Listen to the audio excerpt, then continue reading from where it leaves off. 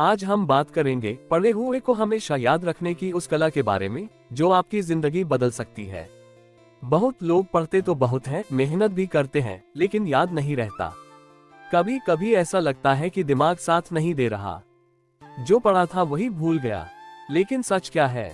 दिमाग कमजोर नहीं होता, दिमाग को बस सही तरीके से चलाना पड़ता है। दिमाग को सीखने की एक विधि चाहिए, एक सिस्टम चाहिए, और जब वह सिस्टम अपनाते हैं तो याददाश्त तेज हो जाती है।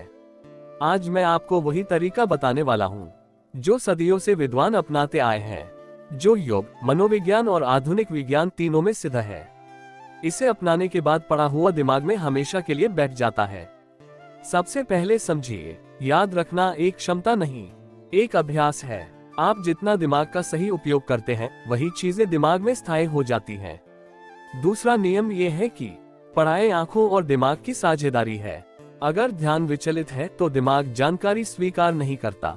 जैसे ही आप पढ़ते समय मोबाइल उठाते हैं, जैसे ही आपका ध्यान किसी और दिशा में जाता है, दिमाग उस जानकारी को महत्वहीन मानकर फेंक देता है। इसलिए पहला तरीका है ध्यान को स्थिर करना। जब भी कुछ याद करना हो, पहले 1 मिनट गहरी सांस लें, नजरें एक जगह टिकाएं और फिर पढ़ाई शुरू करें। सिर्फ इतना करने से दिमाग तुरंत सक्रिय हो जाता है। अब आते हैं दूसरे तरीके पर, जिसे कहते हैं एक्टिव रिकॉल। इस तकनीक में आप पढ़ते हैं, फिर किताब बंद करते हैं और दिमाग से याद करने की कोशिश करते हैं कि आपने अभी क्या पढ़ा। यही तकनीक याददाश्त को मजबूत बनाती है।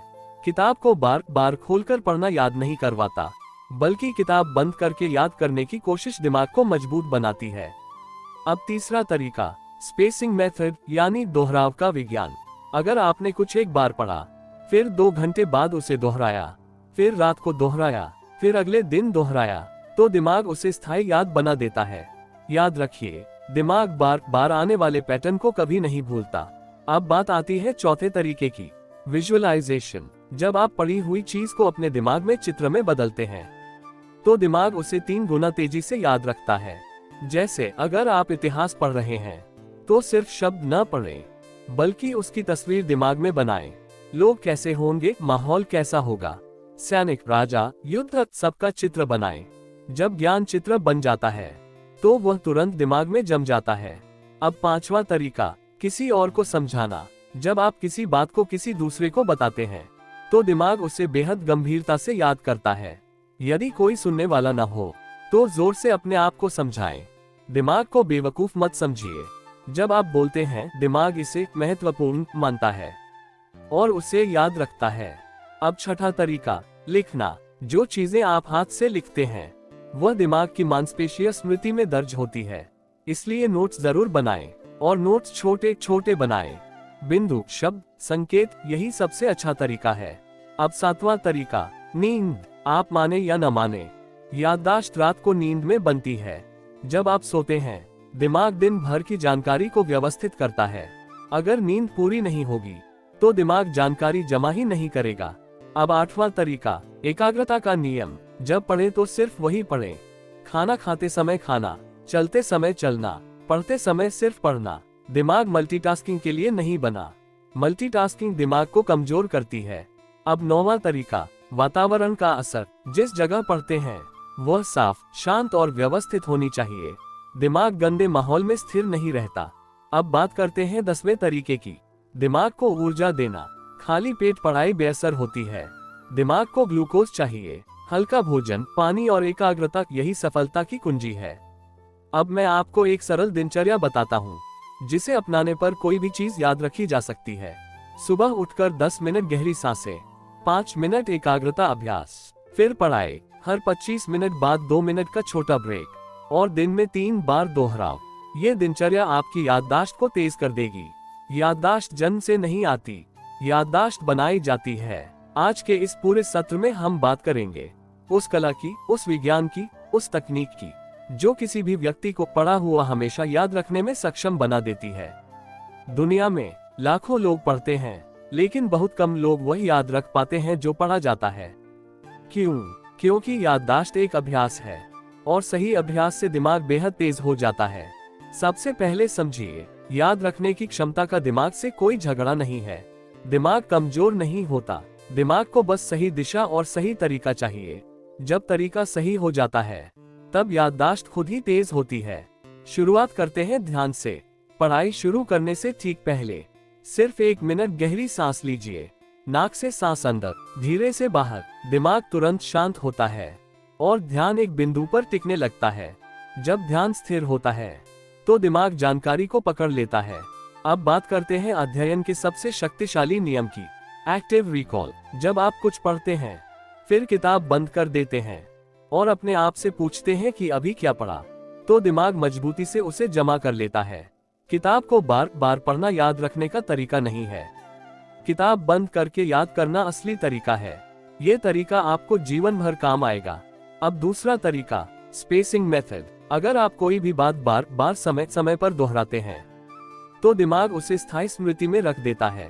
पहले पढ़िए, कुछ घंटों बाद दोहराइए, रात को दोहराइए, फिर अगले दिन दोहराइए। दिमाग ऐसे पैटर्न को कभी नहीं भूलता।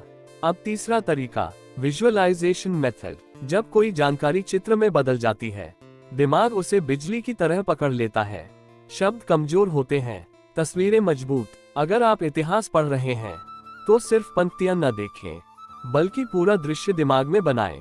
कैसा वातावरण रहा होगा, लोग कैसे होंगे, घटना कहाँ हुई होगी। आप जब कल्पना बनाते हैं तो याददाश्त 3 गुना बढ़ जाती है। अब चौथा तरीका, टीचिंग मेथड। जो भी सीखा है उसे किसी और को समझाए। अगर कोई सुनने वाला ना हो तो खुद को जोर से समझाए। दिमाग बोलने वाली जानकारी को बेहद महत्वपूर्ण मानता है और उसे स्थायी स्मृति में डाल देता है। अब पांचवा तरीका, राइटिंग मेथड। हाथ से लिखी गई चीजें सीधे मांसपेशीय स्मृति में जाती हैं, इसलिए नोट्स लिखना अनिवार्य है। किताब कॉपी मत कीजिए, सिर्फ बिंदु, छोटे संकेत और सरल वाक्य लिखिए। दिमाग संकेतों को पसंद करता है। अब छठा तरीका, स्टडी एनवायरनमेंट। जिस स्थान पर पढ़ते हैं वह साफ, शांत और व्यवस्थित होना चाहिए। दिमाग अव्यवस्था में फोकस नहीं कर पाता। कमरा शांत हो, टेबल पर सिर्फ पढ़ाई का सामान हो और सामने कोई भटकाने वाली चीज न हो। अब सातवां तरीका, 1 टास्क रूल। एक समय में सिर्फ एक काम। दिमाग मल्टीटास्किंग के लिए नहीं बनाया गया है। जब आप पढ़ाई करते हुए मोबाइल देखते हैं या बीच बीच में कोई और काम करते हैं तो दिमाग जानकारी को अधूरा मानकर छोड़ देता है। पूरी एकाग्रता इक्वल्स मजबूत याददाश्त। अब आठवां तरीका, रेस्ट मेथड। हर 25 मिनट पढ़ाई के बाद 2 मिनट का ब्रेक लें। ये ब्रेक दिमाग को ताज़ा कर देता है। लंबी बिना रुके पढ़ाई दिमाग को थका देती है और याददाश्त तेजी से गिरती है। अब 9वां तरीका, हेल्दी माइंड हेल्दी मेमोरी। अगर शरीर थका हुआ है, भूख लगी है या पानी कम पिया है तो याददाश्त कमजोर हो जाती है। हल्का भोजन, पानी और ऊर्जा पढ़ाई को कई गुना प्रभावी बनाते हैं। अब 10वां तरीका, स्लीप मेमोरी रूल। याददाश्त नींद में बनती है। सोते समय दिमाग दिन भर की जानकारी को जमा करता है, इसलिए कम नींद इक्वल्स कम याददाश्त, अच्छी नींद इक्वल्स तेज याददाश्त। अब मैं आपको एक सरल दिनचर्या देता हूँ जो दिमाग को तेज करने के लिए सबसे प्रभावी है। सुबह उठकर गहरी सांसें, 5 मिनट ध्यान, फिर पढ़ाई। हर 25 मिनट बाद 2 मिनट ब्रेक। सीखे हुए को 3 बार दोहराना, पहली बार तुरंत, दूसरी बार शाम को, तीसरी बार अगले दिन। अगर आप सिर्फ इतना भी कर लें तो दिमाग को याद रखने में किसी तरह की परेशानी नहीं होगी। दिमाग को दिशा चाहिए। जब आप सही दिशा देते हैं तो याददाश्त खुद ही प्रखर हो जाती है। जो लोग कहते हैं मुझे याद नहीं रहता, वह तरीका गलत अपनाते हैं। जब तरीका सही हो जाए तो दिमाग हमेशा साथ देता है। आज का ये पूरा सत्र सिर्फ एक ही बात पर केंद्रित है, पढ़ा हुआ कैसे हमेशा याद रखा जाए, दिमाग कैसे तेज बने और ज्ञान कैसे स्थायी स्मृति में दर्ज हो जाए। हम बिना किसी रुकावट, बिना किसी संगीत, सिर्फ एक निरंतर प्रवाह में इस पूरी प्रक्रिया को समझेंगे। सबसे पहले समझिए, दिमाग कभी कमजोर नहीं होता। उसका सही उपयोग न होने के कारण वह जानकारी को टिकाकर नहीं रख पाता। लेकिन जैसे ही सही तरीका अपनाते हैं, दिमाग पढ़ा हुआ जीवन भर के लिए याद रखने लगता है। सबसे पहला नियम, ध्यान की स्थिरता। जब भी पढ़ाई शुरू करें, सिर्फ 1 मिनट आंखों को स्थिर रखें। 2 गहरी सांसें अंदर लें, बाहर छोड़ें। दिमाग शांत होता है, व्याकुलता कम होती है और ध्यान एक बिंदु पर टिकने लगता है। यही क्षण पढ़ाई के लिए सबसे महत्वपूर्ण होता है। अब बात करते हैं अध्ययन की सबसे शक्तिशाली विधि, एक्टिव रिकॉल की, जब आप पढ़ते हैं फिर किताब बंद करके अपने आप से पूछते हैं कि अभी क्या पढ़ा, तो दिमाग जानकारी को मजबूती से पकड़ लेता है। दिमाग को जब चुनौती मिलती है तो वह उस जानकारी को स्थायी स्मृति में डाल देता है। किताब बार बार पढ़ना याद नहीं करवाता, बल्कि किताब बंद करके याद करना सच्ची याददाश्त बनाता है। अब दूसरा तरीका, स्पेसिंग टेक्निक। हर जानकारी को समय के अंतर पर दोहराया जाए तो दिमाग उसे कभी भूलता नहीं। पहली बार पढ़िए, फिर कुछ घंटों बाद दोहराइए, फिर रात को दोहराइए, फिर अगले दिन दोहराइए। यह अंतराल दिमाग को संकेत देता है कि जानकारी महत्वपूर्ण है। अब आता है तीसरा तरीका, विजुअलाइजेशन। जो चीजें चित्र बन जाती हैं, दिमाग उन्हें बेहद गहराई से पकड़ लेता है। आप पढ़ते समय उसी बात की मानसिक तस्वीर बनाएं। जैसे इतिहास पढ़ रहे हो तो माहौल कैसा होगा, ये दिमाग में चित्रित करें। विज्ञान पढ़ रहे हो तो उसके आकार, रूप, प्रक्रिया सबको तस्वीर की तरह सोचें। जितनी स्पष्ट कल्पना बनेगी उतनी तेज याददाश्त बनेगी। अब चौथा तरीका, टीचिंग मेथड। जब आप किसी सीखी हुई बात को किसी को समझाते हैं तो दिमाग उसे बहुत महत्वपूर्ण मानता है।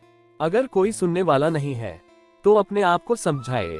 दिमाग बोलकर कही हुई बात को कभी हल्के में नहीं लेता।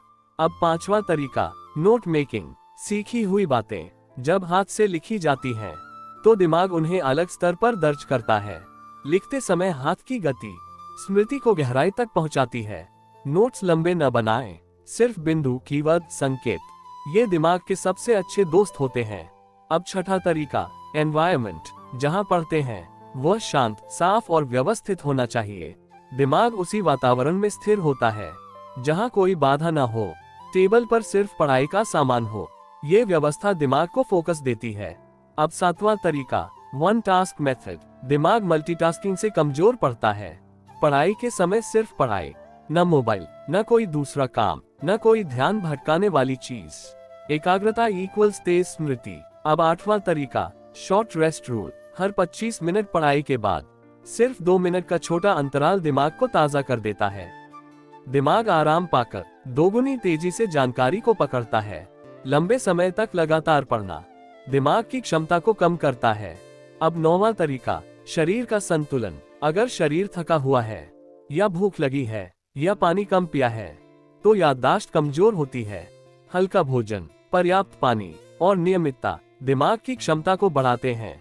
अब 10वां तरीका, नींद का नियम। याददाश्त नींद में बनती है। सोते समय दिमाग जानकारी को जमा करता है। कम नींद दिमाग को कमजोर करती है। अच्छी नींद याददाश्त को चमका देती है। और अब बात करते हैं पूरे दिन की अध्ययन दिनचर्या की। सुबह उठकर गहरी सांसें लें, 5 मिनट ध्यान करें, फिर पढ़ाई शुरू करें। हर 25 मिनट बाद 2 मिनट का विराम लें। सीखी हुई बातों को दिन में 3 बार दोहराएं। पहली बार तुरंत, दूसरी बार शाम को, तीसरी बार अगले दिन। दिमाग को जितना आप सही दिशा देते हैं वह उतना ही तेज होता जाता है। याददाश्त कोई वरदान नहीं है, यह एक अभ्यास है। नियमित अभ्यास से दिमाग अपनी क्षमता के सर्वोच्च स्तर तक पहुंच जाता है। जो लोग कहते हैं कि उन्हें याद नहीं रहता, वे तरीका गलत अपनाते हैं। लेकिन जो लोग सही तरीके से पढ़ते हैं वे साधारण से साधारण बात भी जीवन भर नहीं भूलते। आपका दिमाग अत्यंत शक्तिशाली है, उसे बस सही मार्गदर्शन चाहिए। जितना आप एकाग्र होकर सीखेंगे उतना दिमाग गहराई से याद रखेगा। आज हम बिना किसी रुकावट सिर्फ एक ही विषय पर पूर्ण ध्यान के साथ बात करेंगे। कैसे पढ़ा हुआ हमेशा याद रखा जाए, दिमाग कैसे जानकारी को पकड़ता है, कैसे उसे स्थायी स्मृति में जमा करता है, और कैसे हम उस क्षमता को अपने नियंत्रण में ला सकते हैं। सबसे पहली और मूलभूत बात, दिमाग का ध्यान। जब ध्यान अस्थिर हो तो पढ़ा हुआ दिमाग में नहीं ठहरता। इसलिए पढ़ाई शुरू करने से पहले सिर्फ 1 मिनट की गहरी, धीमी और संतुलित सांसें लें। सांस अंदर जाए, सांस बाहर आए और आपका दिमाग स्थिर हो जाए। एक बार ध्यान टिक गया तो दिमाग का दरवाजा खुल जाता है और जानकारी अंदर उतरने लगती है। अब बात करते हैं सीखने की सबसे प्रभावशाली तकनीक, एक्टिव रिकॉल की। दुनिया के सबसे सफल विद्यार्थी, सन्यासी, शोधकर्ता और वैज्ञानिक इसी तकनीक का प्रयोग करते हैं।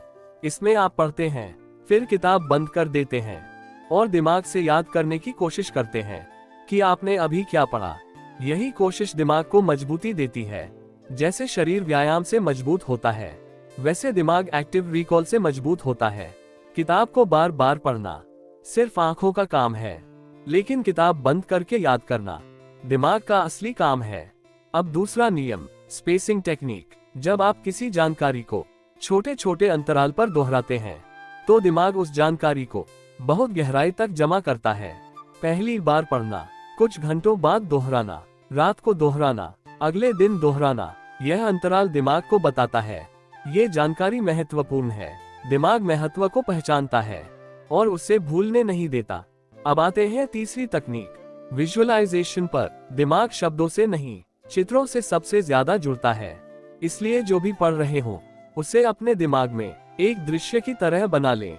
इतिहास पढ़ रहे हो तो घटनाएं, लोग, स्थान सबको कल्पना में जीवित कर दें।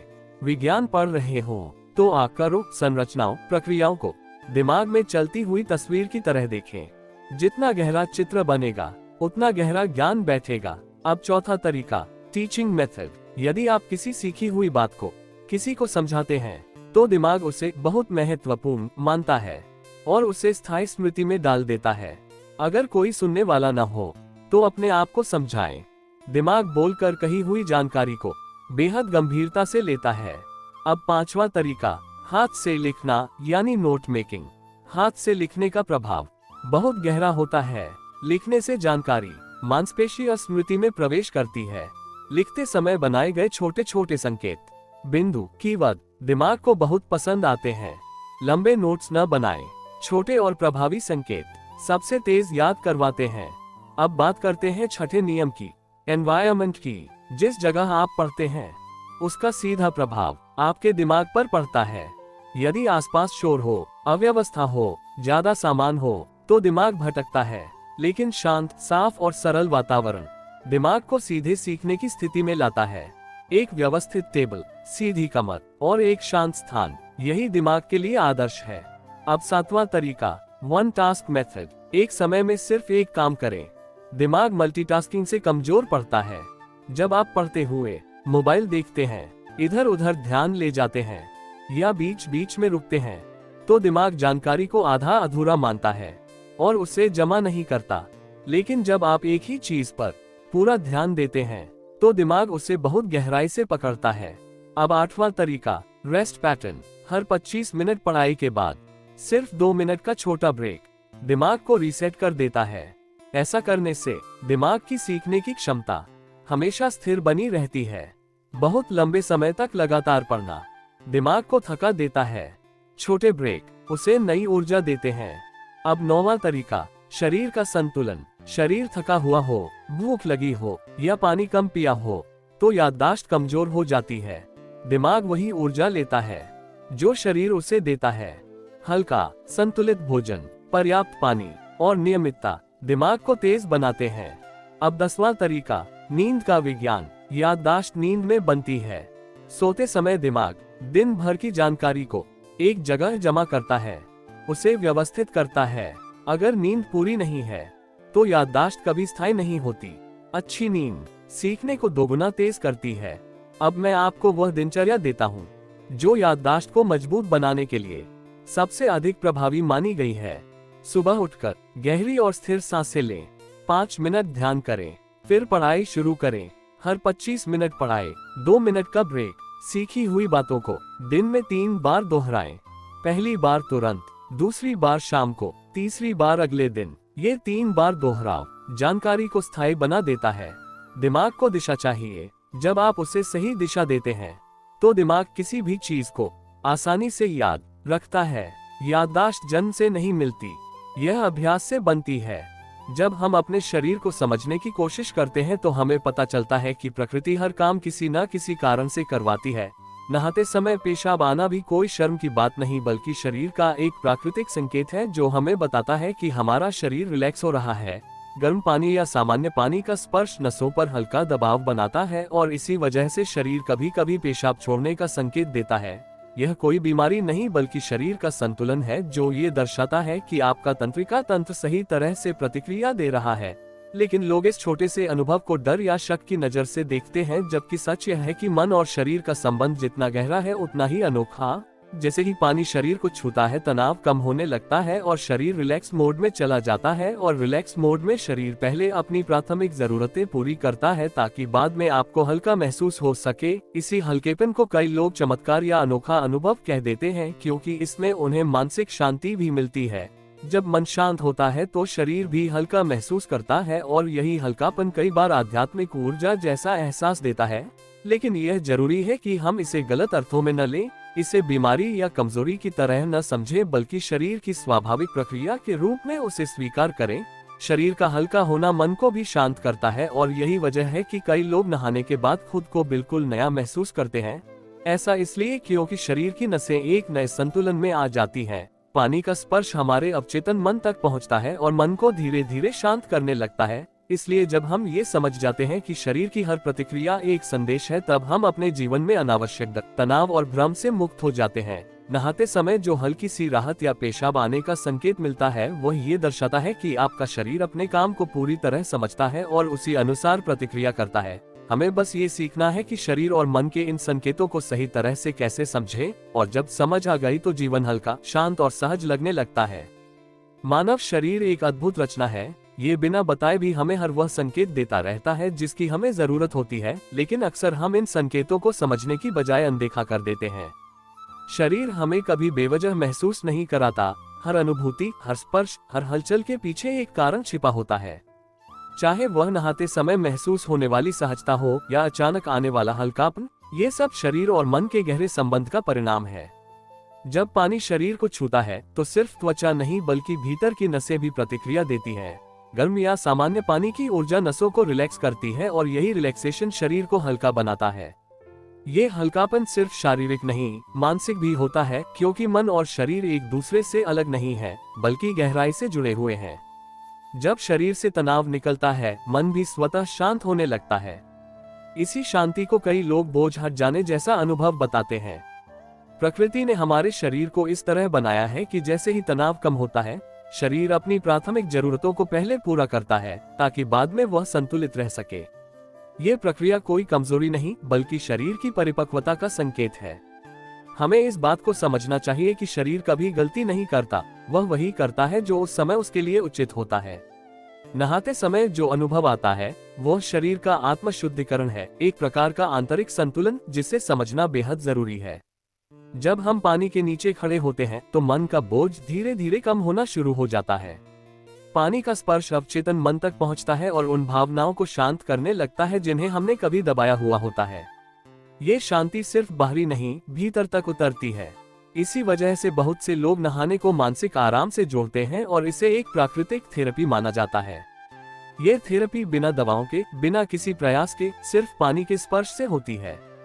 पानी का शरीर पर हल्का दबाव ब्लड सर्कुलेशन को सक्रिय करता है, जिससे शरीर को दो तरह की राहत मिलती है, शारीरिक और मानसिक। मानसिक राहत इसलिए मिलती है क्योंकि जैसे ही रक्त प्रवाह बढ़ता है, शरीर से तनाव हार्मोन कम होने लगते हैं। इस कम होते तनाव की वजह से मन भी सहज रूप से शांत होने लगता है। जब मन शांत होता है, शरीर हल्का होता है, और जब शरीर हल्का होता है, दिमाग स्पष्ट रूप से सोचने लगता है। कई लोग इस अनुभव को किसी अनोखे चमत्कार की तरह मान लेते हैं, पर यह चमत्कार नहीं बल्कि शरीर का स्वाभाविक विज्ञान है। शरीर हमेशा संतुलन चाहता है, और जब उसे उस संतुलन में आने का मौका मिलता है, वह अपने हिसाब से प्रतिक्रिया करता है। हमें बस इतना करना है कि उन प्रतिक्रियाओं को गलत नजर से देखना बंद करें। शरीर को स्वीकार करना शुरू करें, उसके संदेशों को समझें, उसके संकेतों को सुने। जब आप अपने शरीर के संकेतों को समझना शुरू करते हैं तो मन और शरीर दोनों एक नई दिशा में बढ़ने लगते हैं। कोई भी संकेत कमजोरी नहीं होता, हर संकेत किसी अंदरूनी बदलाव की तरफ इशारा करता है। नहाते समय आने वाली सहजता, शरीर का रिलैक्स होना, मन का हल्का महसूस करना, ये सब जीवन का हिस्सा है। जब हम इन्हें गलत अर्थ में लेने लगते हैं तब भ्रम पैदा होता है। जब हम इन्हें सही अर्थ में समझते हैं तब शांति पैदा होती है। शरीर और मन का ये संवाद बेहद नाजुक लेकिन बेहद शक्तिशाली होता है। जैसे जैसे आप इसे समझने लगते हैं, आपके अंदर एक नई जागरूकता बढ़ने लगती है। ये जागरूकता आपको अपने शरीर के और करीब ले जाती है। आप खुद को पहले से अधिक शांत, संतुलित और हल्का महसूस करने लगते हैं। जीवन आसान लगने लगता है, मन साफ होने लगता है और शरीर तनाव से मुक्त होने लगता है। प्रकृति का नियम है, जो भी शरीर में होता है वह सही कारण से होता है। आपका अनुभव, आपकी प्रतिक्रियाएं, आपकी भावनाएं, सब कुछ आपके शरीर और मन की भाषा है। उस भाषा को समझना ही परिपक्वता है। जब आप इस भाषा को समझ जाते हैं तो शरीर का हर संकेत आपको सही दिशा में ले जाता है और उसी समझ से आपका मन स्थिर होता है, आपका शरीर स्वस्थ होता है और आप खुद को पहले से अधिक संतुलित महसूस करते हैं।